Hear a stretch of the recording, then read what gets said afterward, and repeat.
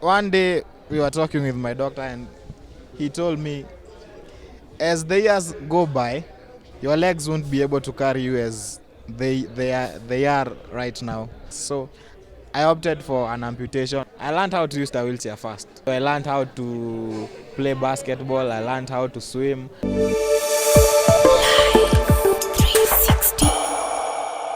Hello everyone, and once again welcome to Life 360. My name is Robbie Omondi, and on this platform we create awareness on health, and we let you know if you're seeking for services related to health and you're not sure where to find them, this is the right place to be. And today we are at AIC CURE Children's Hospital here in Kijabe, and it is a facility that deals with deformities that children are born with, and most people may not know that these deformities are correctable, and we are here to ensure that you are aware of these services and that they are all for free, especially to people who may find it hard to access affordable health care. But here you'll find services such as correcting a cleft lip or correcting a club foot, or even foot that are carved in any way. You'll find those services here at AIC CURE Children's Hospital. And today I'm privileged to be speaking to Clinton, who will introduce himself and take us through his journey up to where he is. Karibu sana Clinton.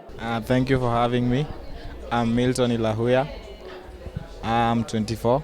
So tell us your name, tell us about your upbringing. Ulizaliwa wapi, how was your childhood and how was your upbringing in general? I was born in Nairobi. I've spent most of my life in Nairobi, so except from school. So I've lived in Nairobi for the longest time, and I studied my primary level at Thika, a school called Joytown for kids with disability, and so yeah, that is where I spend most of my time. When you say you went to school, to a school for children with disability, what did you mean? What kind of disability have you grown up with, basically? I can say I have had two kinds of disability in my life, because they all have a different name. So I was born with, I can call it clubfoot, but maybe the doctor has a different name for it. But mine was more severe than the regular clubfoot. So yes, when I was born, my mom did not understand what kind of disability I have. So as she was roaming around, she heard of this hospital, CURE, in Kijabe. So she opted to come here. Actually, I was very young. When I was born, my mom, she wanted to know what this is. So she started looking for solutions immediately. So my first surgery, I was 8 days old. So that was here in CURE, and it was not an easy, because it was not a success as she would have wanted. But at the end of the day, she wanted me to go through the process day in, day out. So the doctors wanted me to have a very able, strong life, but medical wise it didn't happen. So yeah, I opted to do corrections here and there. After some years, they did what they could. So yeah.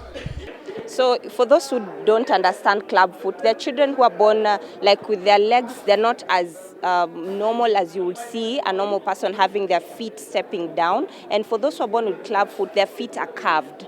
And when you say you had the surgery at 8 months, 8 days, normally clubfoot children usually start with casting and, not surgery immediately. It takes some years before surgery is done to a child with clubfoot, meaning yours was severe. What did that do to you, even after the surgery, now growing up, going to school? How was that for you? I guess I was born to a supportive mom, so she supported and accepted my disability. So she gave me the strength to accept who I am, and she told me to never give up hope on who I am. So I grew up knowing this is not a bad thing. So I guess that is the first process to accepting yourself. If people accept who you are for who you are, then it's easier for you.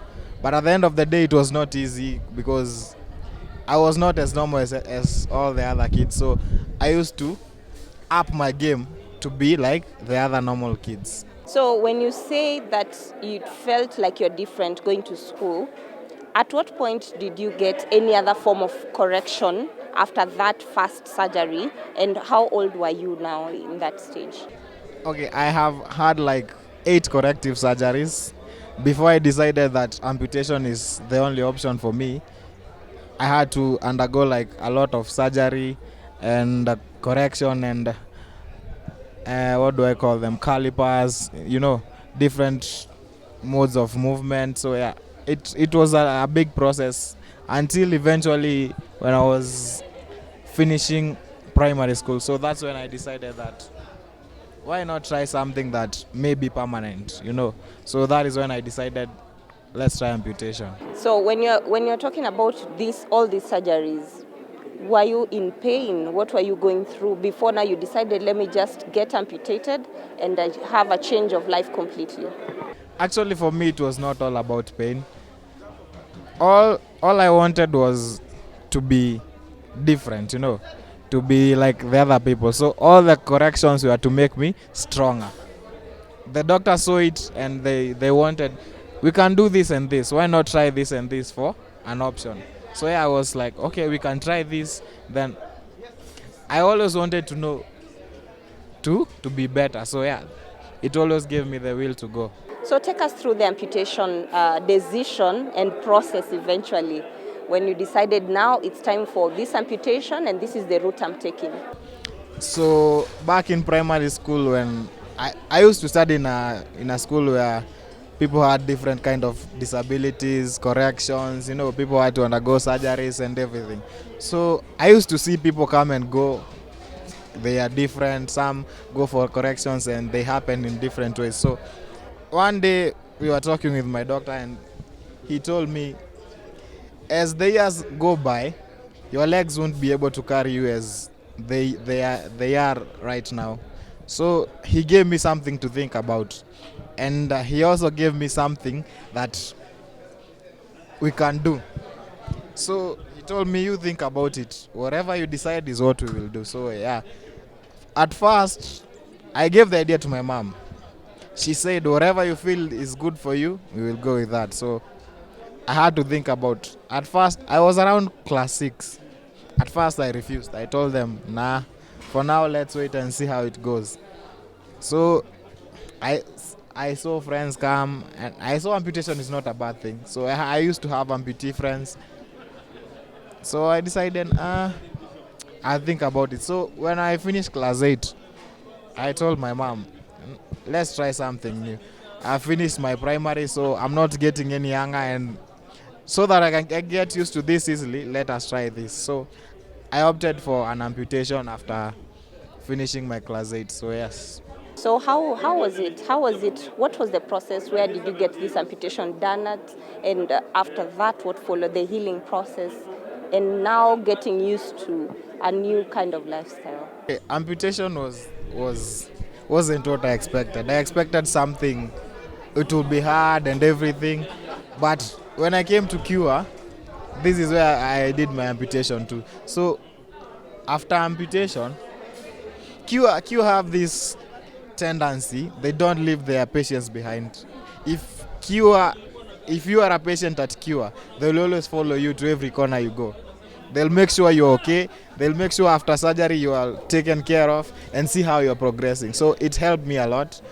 And after amputation, I had to to cope with the new challenge. So they told me after amputation you had to do prosthesis. That was something again you had to learn.